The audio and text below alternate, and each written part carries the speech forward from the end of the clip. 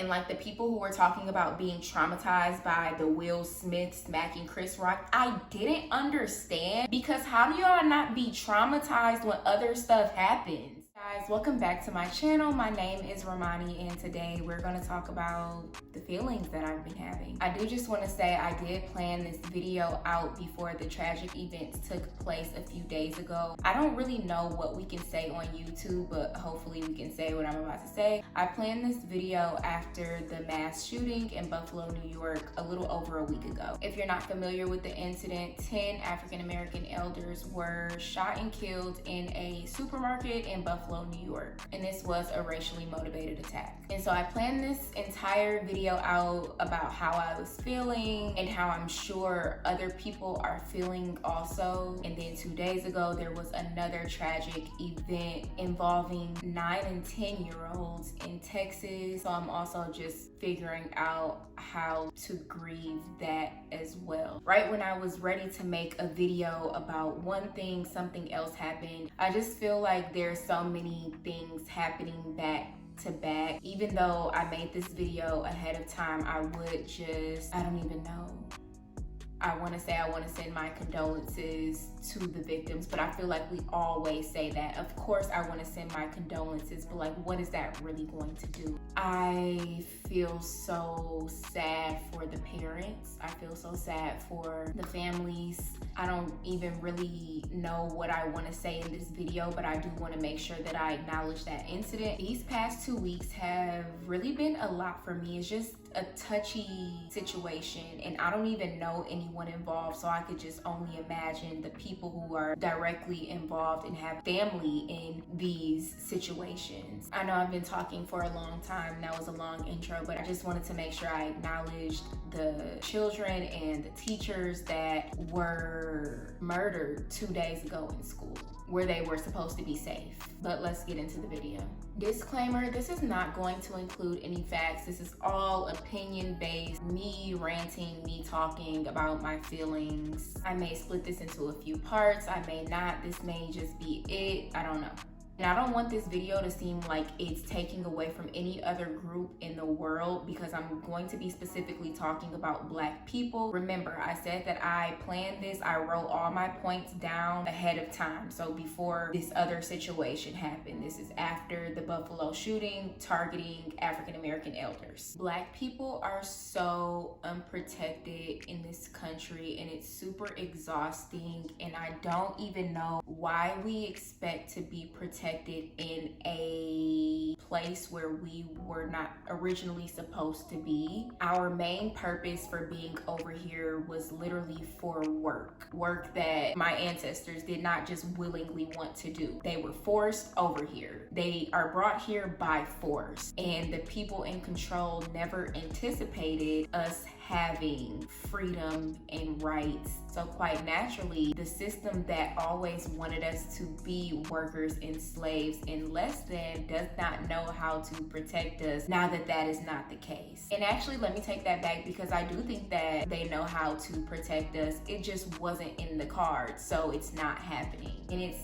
very exhausting. It is mentally and physically and emotionally draining. And you have different people telling you to get over certain things. Oh, it's not racially motivated. Oh, this person had a mental illness. People are dying. There's no excuse for it. I feel like I don't hear enough about the generational trauma that comes along with being Black and seeing these things day in and day out. People will tell you to get over it, but they also may not have to see people who look like them being murdered every single day for different reasons. Not really any reason other than being Black. Driving while Black, walking while Black, shopping while Black, talking while Black. That is why people die. And there is a lot of trauma that comes along with seeing that. If you know you are being hunted in the world, it is going to always have a damper on your mood. You can be in a happy mood, but you still know that you got to be on the lookout, because something might happen to you because you are Black. It is exhausting. And when I'm talking about generational trauma, I want us to think about it like this. Depending on how old you are, your great parent,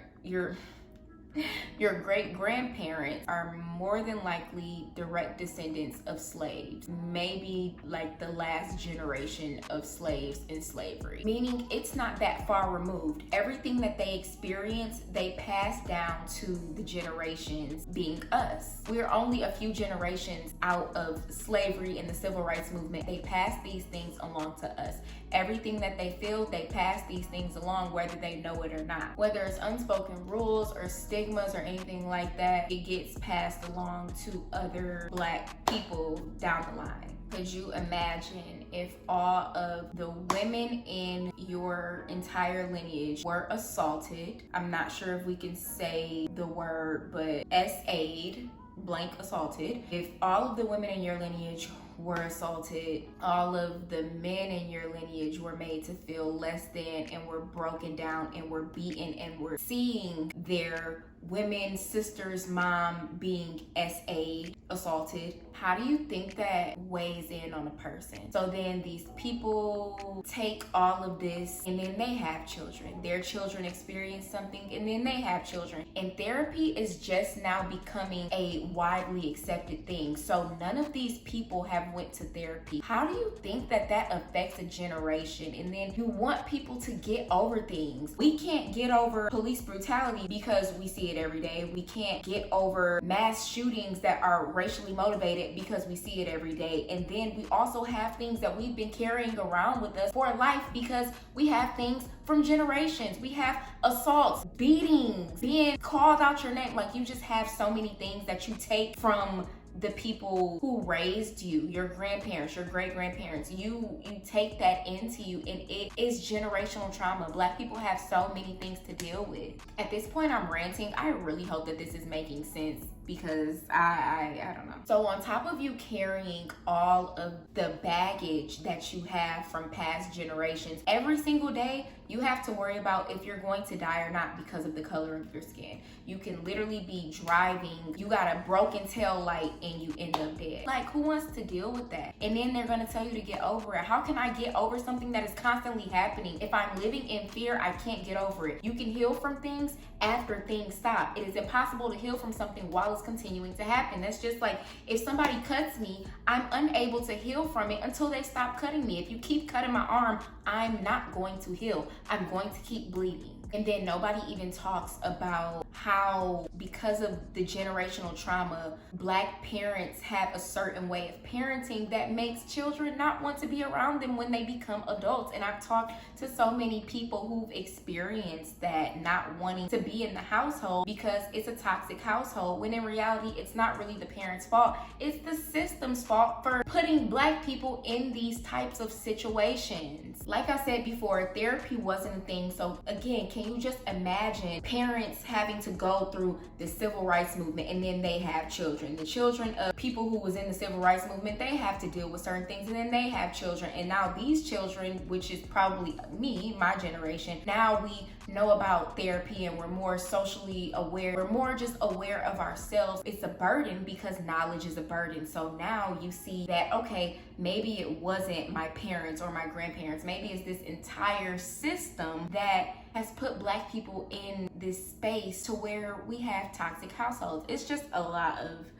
I feel like I'm throwing a lot out there. I try to organize it as best as possible, but I feel like I'm throwing a lot out there. Basically, I'm saying slavery, civil rights movement, the people who were in that, they had kids. They put all that stuff on their kids. Since we didn't have therapy, they put all that on their kids. It's a cycle. And like the people who were talking about being traumatized by the Will Smith smacking Chris Rock, I didn't understand, because how do y'all not be traumatized when other stuff happens? Why are you traumatized about an award show? It just shows me that you've never experienced trauma in your life. You couldn't have, because how? Y'all be saying it publicly too. Like, you sound stupid to everybody.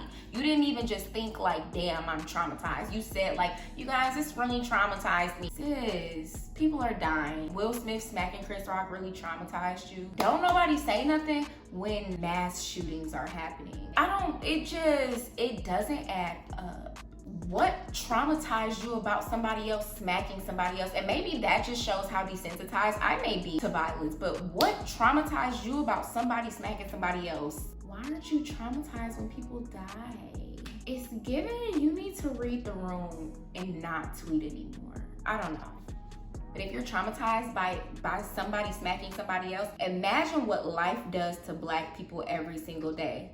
Smack, we're traumatized. In some way, somehow, I feel like I told myself I was gonna work this in here. Colorism within the Black community. Because of all these things, we have colorism. You have the light skin and the dark skin. 2 people have made dark skin jokes / comments to me in the past 2 weeks, and it blows my mind because how is it still a thing? How is you making a comment or a joke about my skin complexion still a thing? Why was it ever a thing? But how is it still a thing in 2022? It's not funny. It's not something that people can change. I mean, you can change it with like bleaching and stuff like that, but it's something that people are born with.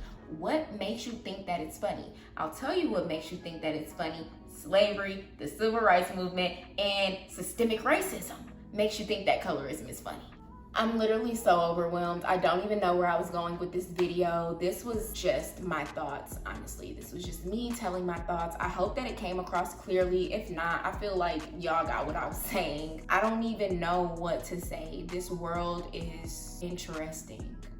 I would like to say, because somebody made a comment on my Instagram, like, there are positive things going on too. They just want us to know the negative things. I definitely understand that. And so I do want to say that I hope that this did not damper your mood. There's definitely positive things going on in the world. Just as much negative, there is good going on in the world. However, I empathize with the pain that is going on in the world. So that is what I'm talking about. I feel every single thing, and it's not really things that I can ignore. Of course, when I see happy things, I'm very happy to see those things, but when I see things that kind of bring me down, it makes me sad, and I wanted to talk about it. So yes, I know that there are good things going on in the world. Very grateful for that, but I did just want to acknowledge the souls that were taken off of this earth. I hope that they are resting peacefully or doing whatever they're supposed to do at this moment. I don't know if their families will ever feel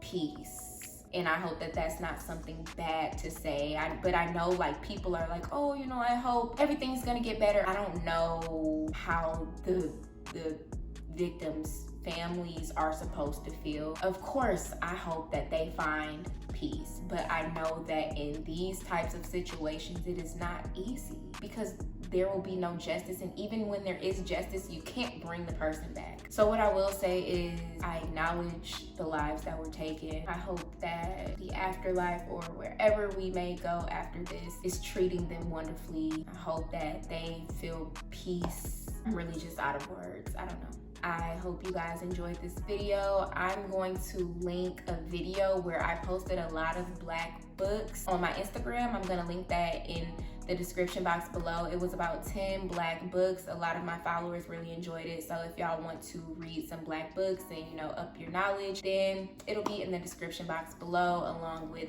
everything that you need, like my social medias and stuff like that. Next week, we will definitely have a more positive vibe going on. But this week, I just really needed to rant and vent about my feelings. That is it, you guys. Have a great week, and I will see you guys next week.